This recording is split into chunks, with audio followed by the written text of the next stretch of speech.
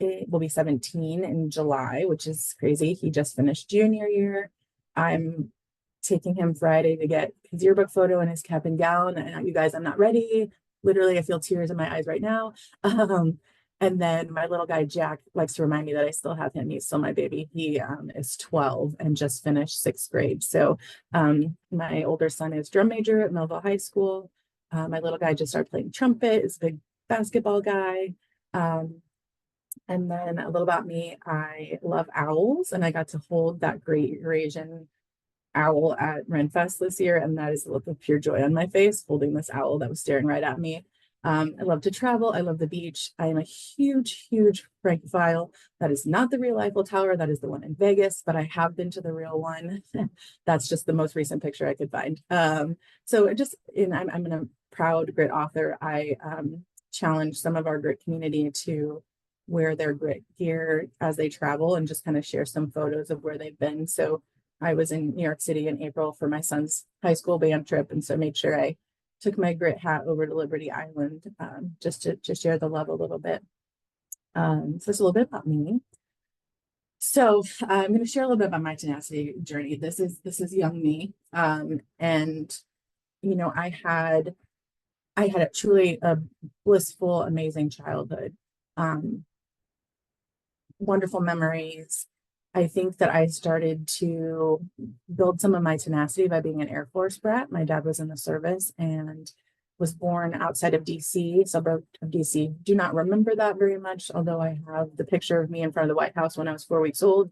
But dad was re-stationed to Kirkland Air Force Base in Albuquerque. So we moved there when I was 1, and I lived there until I was 5. And then we moved to Southern California when I was 5, which was really where kind of my core childhood memories reside. Very idyllic, had great friends, lived close to the beach. I think that's where my love of the beach began. We were in the San Bernardino Valley, but we would go to San Diego on the weekends, and my dad would have to drag my mom and I off the beach because we loved it so much. And then when I was 11, my parents got divorced, and I may get a little emotional, so bear with me, because I still like, even, you know, this far removed from it, still was a pretty pivotal time for me. So my dad left the service, my parents got divorced, we moved to St. Louis. I moved away from, you know, all the people I knew. For the last 6 years, it was really the place I had lived the longest. We had to rehome our dog. I'm sorry, isn't it funny how this stuff like comes back and you're like, whoa. It's like, you know, 35 years later, and it still kind of sticks with you. So that was a really big shift for me. Mom moved back here. Her parents were from here. And I was really fortunate to be able to spend a lot of time with my maternal grandparents. Being in the service, you know, we would see both sets of my grandparents a couple times a year, but mom and I actually lived with my grandma and grandpa when we moved back. And so I look back on that time, and I'm not gonna lie, I'm sure it was not the most pleasant for my mom, because I definitely was a bitter Betty about moving back, or, you know, moving here. And just a really emotional and difficult time. But when I look back on that, I'm like, that was definitely building tenacity at a young age. I just didn't realize what it was, because there was just so much other things going on. And St. Louis truly is home. I've lived here well over half of my life. Met my husband here. You know, would not have the life I have now had we not moved here. But 11-year-old me did not get that, and was a little sad about moving here, this landlocked place that doesn't have a beach, that has snow, all of those things. I do remember when I was in school, I think they still do this, because I think my boys did it. You had the presidential fitness test, and I hated that with a passion. You know, I could do the sit-ups, I could do the pull-ups. That 1 mile run always got me. I hated it. I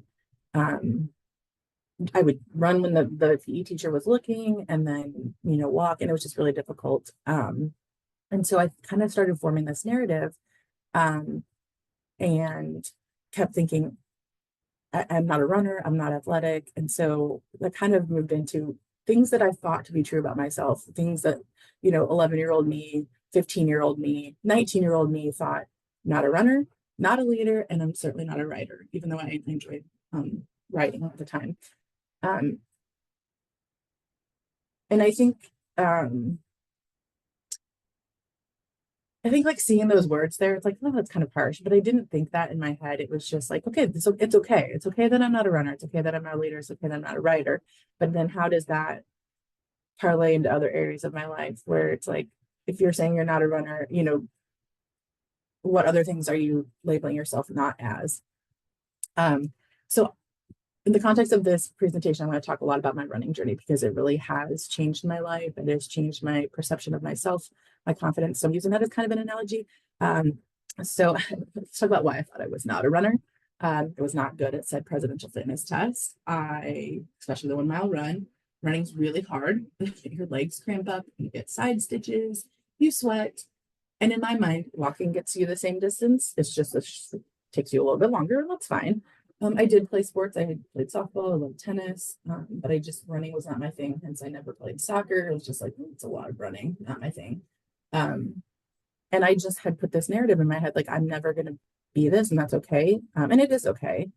But at some point, when I was 30, I had just had my second son, and I thought, I'm going to give this a go. I met a lot of people who loved running, which I thought was super weird. They would talk about it and they'd be excited and they'd get, and talking about running 5Ks, half miles, marathons, triathlons, and they just like pure joy. And I thought it was super weird. But after having two young sons, I was definitely feeling obviously elated and excited, but just needed something for myself mentally, but also physically. I had always struggled with my weight and feeling like I was unhealthy. And so for years, I've heard about Couch to 5K. And I thought, well, sure, I will give that a try. For those who aren't familiar, it's a program that is an incremental walking to running program over the course of, I think it's 8 weeks. You go from essentially being on your couch to actually running a 5K. And it's an incredible program. Yes, what was I thinking? I mean, seriously, I had never run even a mile in my life. And I was like, sure, I can run 3.1 miles. And I can't pinpoint what the shift was, but I committed to it.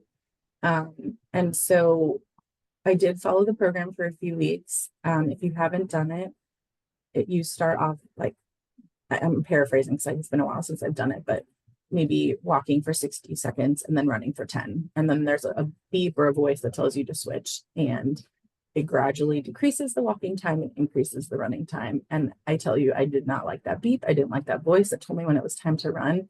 But there was just something about knowing like it's temporary, my walking segment is coming up.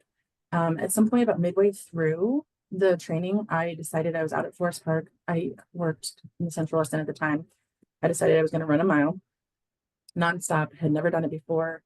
My husband we've been together a very long time. I called him and I said, I'm going to run a mile. And he said, babe, I just don't think you can do it yet. You're not there in your program. And it sounds harsh, but I just said, okay, I'll show you. And I hung up the phone. Kind of, isn't it weird that we still do this? I turned off my phone or whatever, rather angrily. And I definitely ran that mile. I ran the whole thing. I called him. I was triumphant. I said, I did it. He goes, I knew you could do it. And I knew if I told you that you didn't, that I didn't think you could, that you would do it just despite me. So a nice little full circle moment there. It was the first time in 30 years I had ever run a mile straight. I felt incredible, on top of the world. And just from there, I think for me, that run in Forest Park was really when I realized that the running journey was never about the physical part of it. It was the mental part. It was training my brain to believe in myself. And I talk about it later on, but honestly, my brain gave out far before my legs did. My brain would just say, oh, we're tired. And my legs are like, hey, we can still go. And so what I started doing was, if I was in the park, I've never been a huge treadmill runner. I'm getting there, but I was always outdoors and I would see a trash can in Forest Park or a specific car or a tree. And I would say, okay, run to that. And then if you need to, you can stop. Inevitably, I would get there and I'd keep going, and bear with me. It says my internet is unstable. So if I tap out, sorry. But inevitably, more often than not, I would get to that landmark and keep running, and then just kind of keep doing that with my brain, run to the next spot. But if I needed to stop, I would, and that was okay. Um, so going back to my chapter title being mind over matter, I think that for me was the biggest thing, was like making sure that my mind was on the same page and training my mind. And so I kind of came up with this acronym and thinking about running, but also how this applies to anything really in your life. So it's really training your mental muscle. I think that we as women are all guilty at some point of having imposter syndrome, not believing in ourselves. I think that I'm stereotyping a little bit, but we historically do a great job elevating others, whether that's our spouse, our kids, our coworkers, our friends. But we don't often have the same grace with ourselves. And so it's just really training your mental muscle, which is spelled incorrectly. Cool. Sorry, y'all. That drives me crazy. I literally fixed it. And lovely. But in any case, it's just training that mental muscle to remind yourself, yes, you can do things. And if you need to, play those, I don't want to call them games, but strategies of like, case in point, like, oh, I don't know if I'm capable of doing a presentation on my own. You can do it. Train your mental muscle, work your way up to that. The eyes for imagining your possibilities. For me, it was visualizing, particularly when I was running, like crossing a finish line, like how I would feel doing a 5K, doing a 10K, doing a half marathon.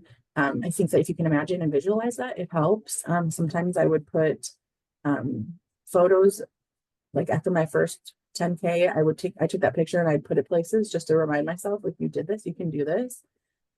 Mixing your negative thoughts. I think that's the biggest thing. I think we can be our own worst enemy in terms of what you can and can't do. And so as much as you can, I think as a mom, it's important too that I try to teach my boys, don't say you can't do something, say you can, believe it, and just push all those negative thoughts out of the way. And then lastly, dare to believe in yourself. And that kind of goes back to imagining your possibilities, but, dare to believe that you can do anything that you put your mind to. And for me, this was so important on my running journey, and then now spills into other aspects of my life as well. But also PS running is still hard. I love it, but it's still very hard. But just a caveat, it is still hard. So some of the lessons that I learned on this journey, as I mentioned earlier, my brain always gave out before my legs. And that for me was the biggest takeaway for me, was training that muscle memory, training my brain, and my own thoughts in my head about my journey. And therefore it was so much more about my mental journey. There was obviously certain physical benefits. I had lost a ton of weight and was like, feeling like the best health of my life. And so obviously that was amazing too, but I really value and cherish the mental aspect of my running journey. Pushing through my doubts, going forward, one foot in front of the other, training my brain to keep up with my feet, and just building that confidence in myself, knowing that I can do hard things. It could just be one step at a time, but sometimes that's all it takes. So since 2002, I ran my first 5K, fully ran the entire 3.1 miles, and have run countless others. I'm kind of on a run walk schedule now, but my two boys have now taken it up as well. We do several annual races. One of our favorites is the zoo race. We just did that last month. We do that as a family. I've done several 10Ks. I just did a 10K in April with Go. And then I committed to doing half marathons. So I've done 5. 3 of those I did in 3 months to qualify as a half fanatic, and I will always maintain that membership because I do not want to do that again. It was a lot, three half marathons in 3 months. As a side note, during the training for my first half marathon, my dad got sick and passed away. And I had just started my training for that half. And I remember my mom saying, things are about to get really hard with your dad. You might want to consider putting that on hold. And I told her, I said, I can't do that. Like, running is my sanity. It's when I clear my head. I need to have that to hold on to. So dad died March 1st and I did my first half on April 9th. So um, it was something that I needed to do for myself. And I think dad would have wanted me to.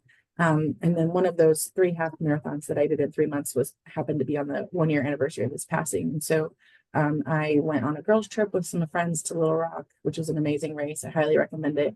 And had made a sign on my back that said I was running for my dad, and had a lot of people interact with me. And so yeah, there was a lot of life happening in there too. And my kids were super little. Jack was 2 and Nick was 7.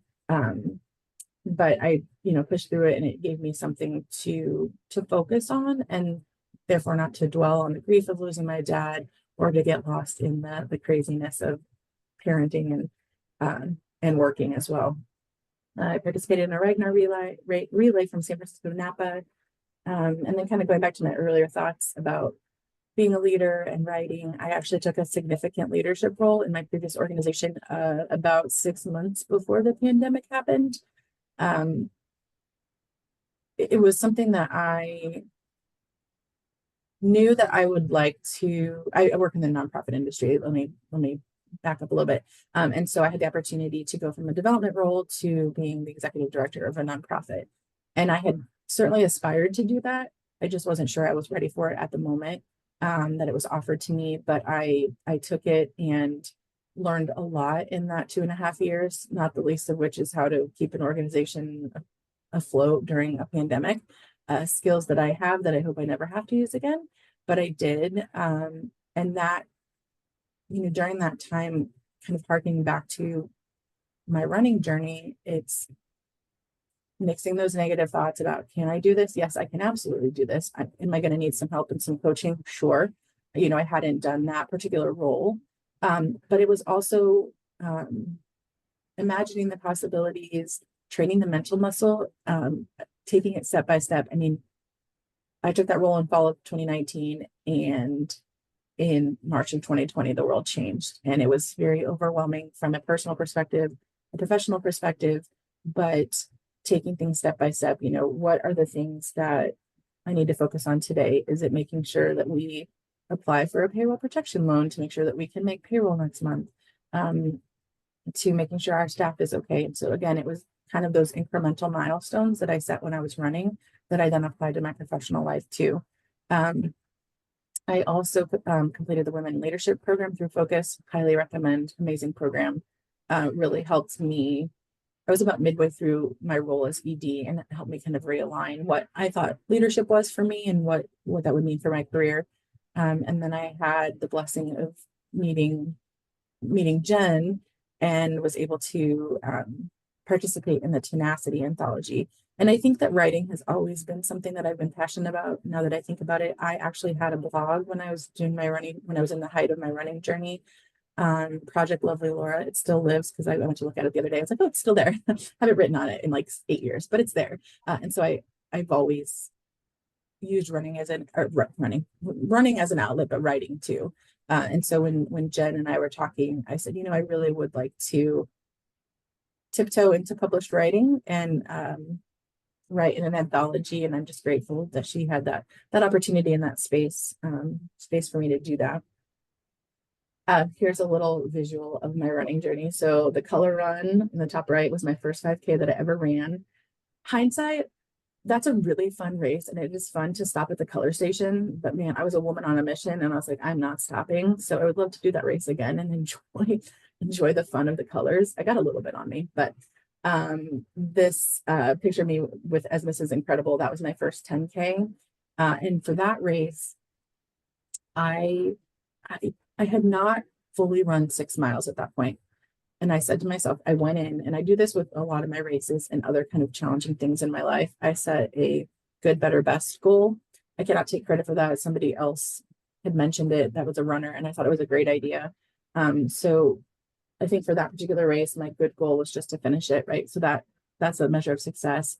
My better goal was to run the whole thing. And then my best goal was to run the whole thing at like a crazy, for me, speed. And so I had mentally told myself that for that race, I would run to the water station, which was about the halfway point, so 3 miles, which I was comfortable doing, having just done the color run.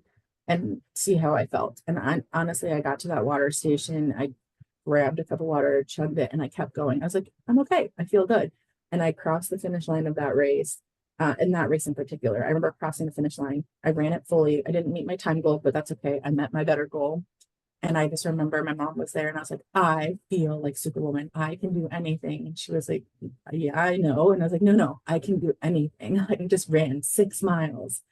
Um, and so that picture lives on my refrigerator. It fires me up. I'm like, yeah, you can do anything. And then the one next to that was my first half marathon. That was the one I did, the Go St. Louis.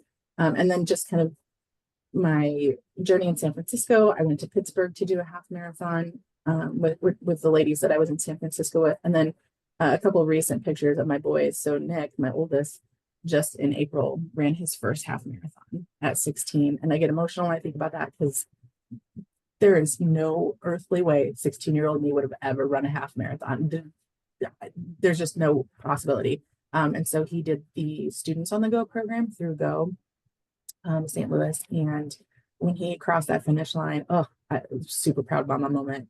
And I remember going out to eat with his friends afterwards. And I said, do you guys realize what you just did? Like, you just ran half marathon. Like, there's a very small segment of the population that can say that, but notwithstanding that, you guys can do anything, right? You realize that, right? Like, you can do anything you set your mind to. My son's friend looked at me, he goes, you're right. The next time I'm in math class on a long block day, I'm going to be like, I ran for 2 hours straight. I can sit through math class. And I was like, listen, Tristan, if that's what you need, buddy, yes, 100%. I'm thinking bigger picture here, but if you needed to get through math class, by all means, buddy. Um, and then that's the purple shirts. That's me and Jack, my little Jack, just finishing last month the zoo race. So he had run ahead of me, but waited at the giraffes because that's our favorite animal. And so then we finished the race together. And I love that that is something that has become ingrained in them too. I don't remember those opportunities when I was a kid, and I don't mean that as a knock. I mean, apart from PE, I don't know.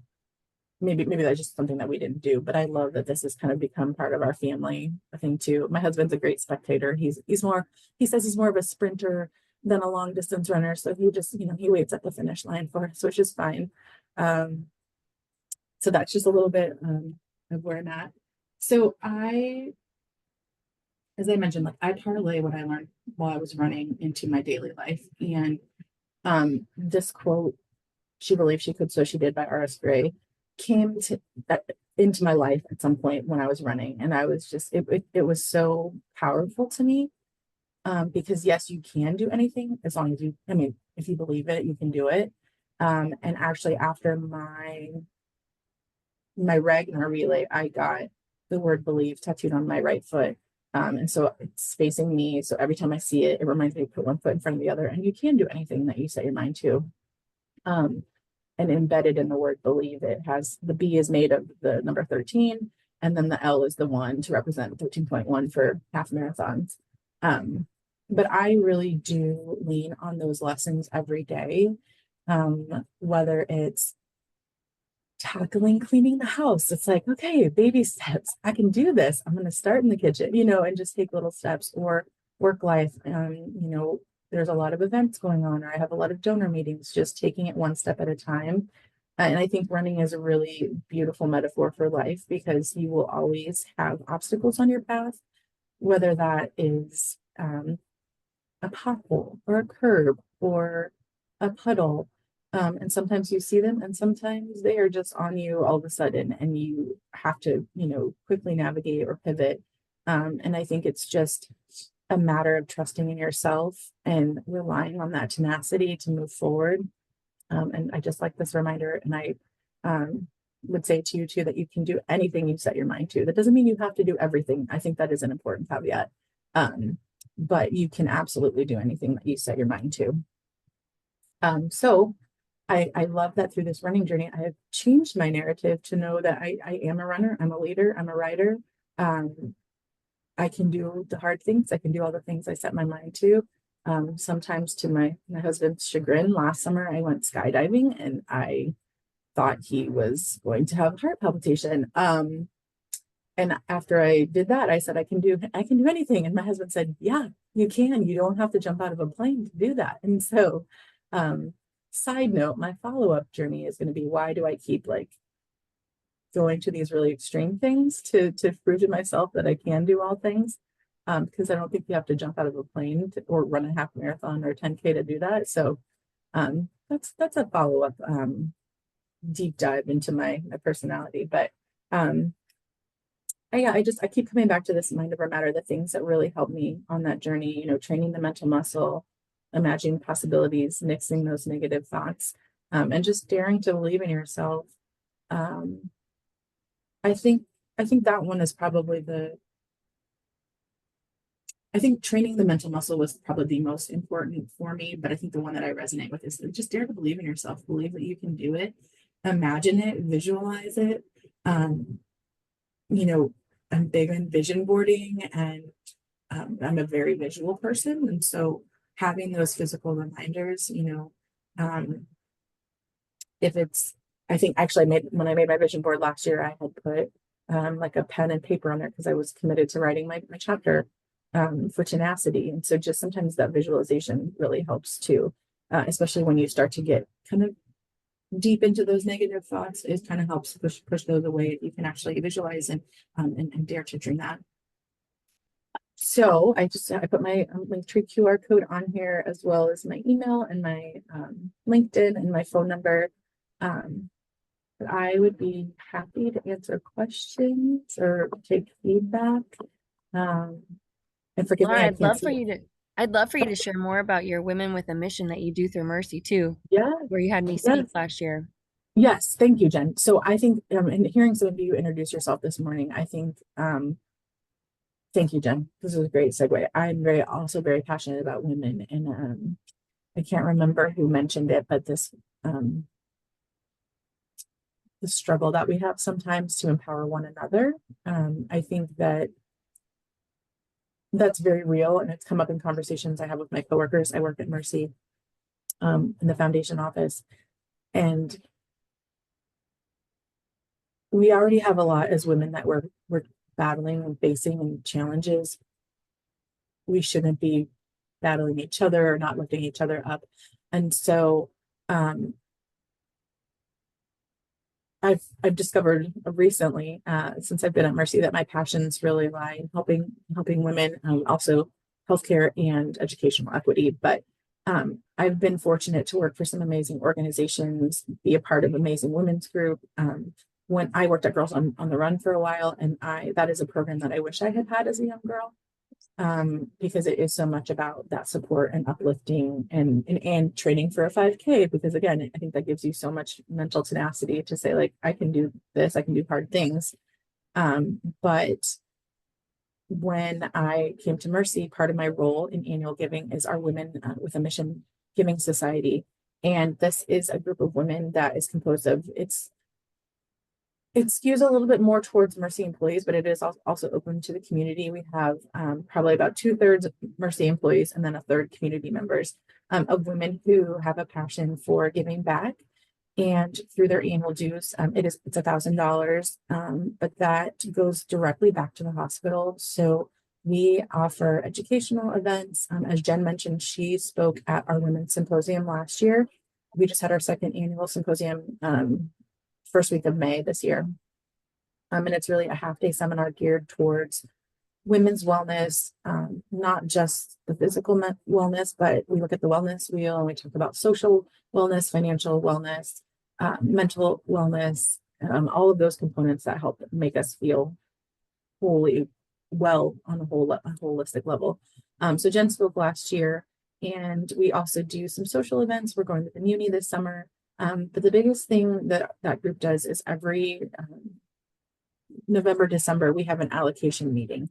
And when I first started and I was meeting with all of the members, everyone kept telling me they were so excited about this meeting. And I was like, I mean, it sounds just like a meeting. I'm glad everyone loves it, but I didn't quite get what it was. And having been to it this year, so I understand why. So as I mentioned, all of the women donate $1,000 annually. And then we meet at the allocation meeting. We hear presentations from other departments of the hospital, and then we as members vote on how to allocate that money back. And so 100% of those dues go back to the hospital. This year we allocated just over $135,000 back to the hospital. And this funds departments projects that aren't otherwise funded by the hospital.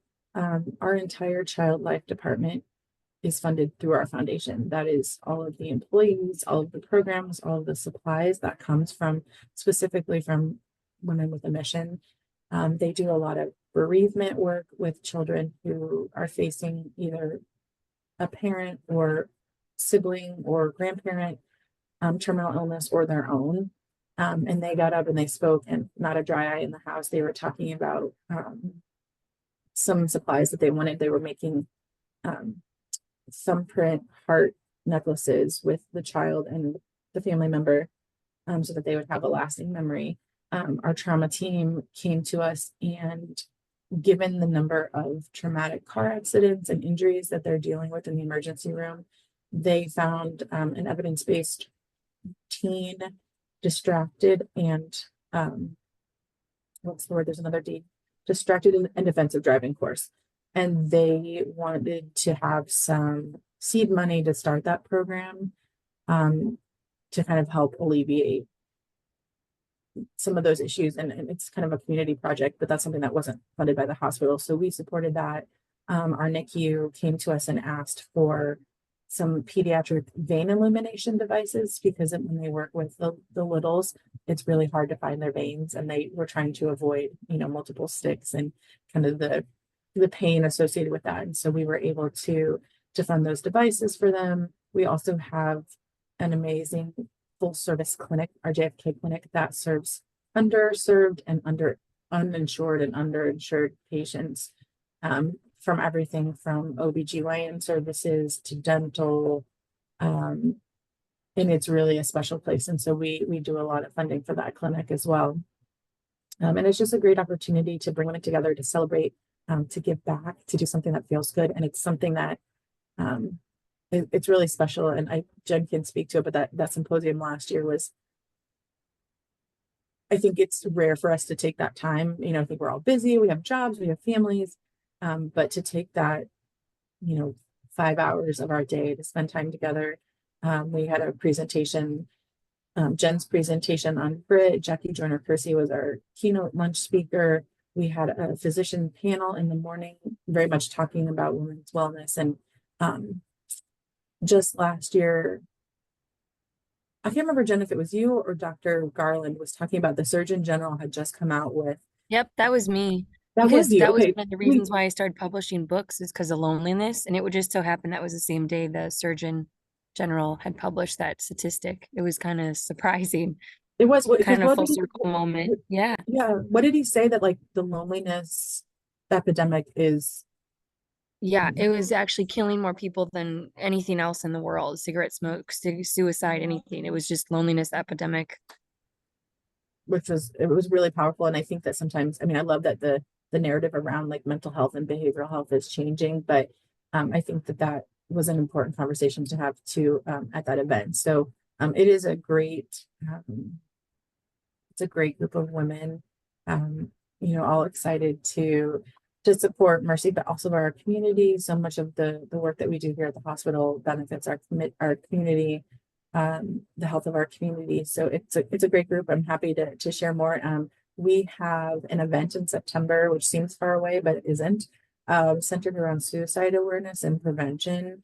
There is an author who is going to speak about her family's history with suicide, but also our Vice President of Behavioral Health is going to talk about Mercy's commitment to that, and our commitment to behavioral health in our community. So I'd be happy if you want to drop your email in the chat. I can send you information on our upcoming events. We invite anyone to join us. You're welcome to come check out an event and meet some of the ladies and learn more about it. We usually only have one event a year that's members only, but the rest of the events are open to the public. And then we just secured the date for our symposium next year. It'll be April 25th, April 24th. Good gravy. I should know this. It's the last Thursday in April. Hopefully is April 24th. So it'll be next April, and we'd love to have you guys.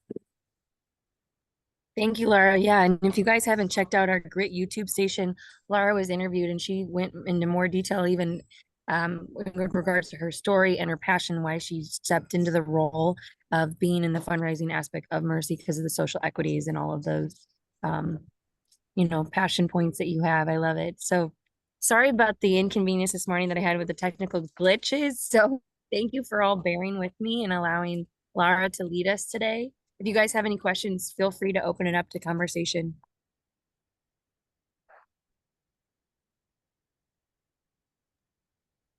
Not a question, but Laura, I just want to give you kudos for the way you shared your story in a very authentic approach. And I know you've done so much work to work through what sounded like some pretty limiting beliefs and reframe those things for yourself. And I think you can add, I'm not a speaker, to one of those limiting beliefs that you're going to get rid of, because you did a very good job with that. No, you're gonna make me cry. Thank you.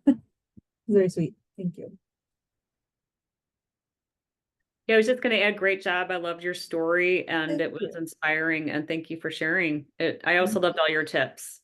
Thank you. I think I need to elaborate on those, so that's like more to come. Like I kind of want to dive a little bit deeper into that, but that was like a good starting point, a good framework. Awesome job. And I want to say congratulations on all of your running accomplishments. Yeah, and Sally girl, we're gonna have to talk because I kind of want to do a triathlon. So like we'll have to chat, because when you said that, I was like, ooh, yes, let's talk. That's a fun finish line too. It is. I don't think I'm ready for Ironman, but man, I would love to do like a local triathlon. So Laura, this is Debbie Corey. I just want to say thanks for sharing your story. That was pretty amazing. thank you. Thanks, Debbie. It was good to see you hop on. Oh, and thank you guys. I see you guys dropped your emails in there too. So I will. Oh, Cindy, sorry. Cindy was on the phone. Okay, perfect. I will definitely send you guys an email. Sorry, I promise I don't cry all the time. I do cry a lot, but it's good. It's good tears. You rock. So thank you for being so vulnerable and sharing your story and inspiring all today. So thank you. Jen. Thank you for building this community. I think like, man, I just love watching what you're building. It's pretty awesome, right? I don't know. Thank you. I definitely wouldn't be here without all your support and opportunities. So you rock. And I am glad. Don't apologize for your technical difficulties, because I think the fact that you and the boys got to go to Big Cedar was awesome. Yeah, I got a last minute invite and I didn't have to pay for anything. So their visit ended on Sunday at 5. So I said, let's get in the car and drive. So we've literally only been here for like 12 hours and we have to get back to St. Louis by 4. But the smiles on their face was absolutely worth it. So I knew it was going to be challenging, but I wanted to try to make it work. So thank you guys for accommodating. I'm glad you guys got to do that. Big Cedar is really cool. And I love to see those pictures of the boys smiling and you smiling too. It makes me happy. It was nice. Trish Jensen, I guess, had a timeshare and she's like, no one's using it. Go. And I'm like, oh, I'm going. So yeah, it was 100%. amazing. So they've been having a blast. Good It's for really, you. really cute. So we haven't been able to get out of town since December. So thank you very much. Well, thank you for your time today. If no one else has any questions, I'll make sure that, Laura has all of your email addresses. I highly recommend going to Women with a Mission Symposium next year, or the event she has coming up in September. It was it's really inspiring, and you can see how they truly care about the community at Mercy. So anyway, I hope you guys have a great start to your week, and I look forward to seeing you hopefully at this month's Grit Luncheon or our next Coffee and Connection event. So I look forward to seeing you all soon. Bye, ladies. Thank you. Thank you all so much. Have a good day. Thank you. Bye.